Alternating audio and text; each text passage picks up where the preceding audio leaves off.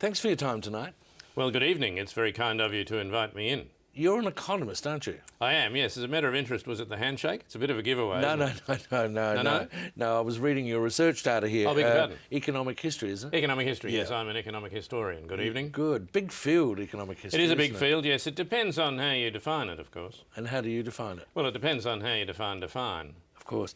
Now, can you tell us what's happening to the EU? It's at a kind of crisis point, isn't it? Well, yes. At the moment, I don't think there's any doubt about it. They're going through a particularly difficult period. This is a real test of the actual whole concept of the European Union. It is, isn't and it? particularly the events perhaps of this week. Because the European economies are linked. They are linked, yes, that's the idea. The governments are linked too. The governments are linked, yes, there's a European Parliament.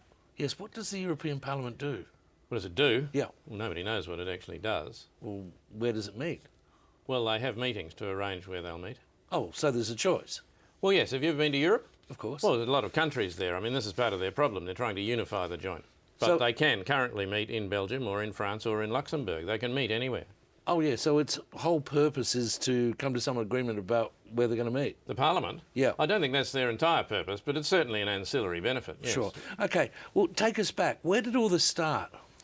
Well, after the Hanseatic League was formed, When had was the- this? Hanseatic League? Yeah. When? Yeah. 1360, somewhere there? What, 14th century? Yeah.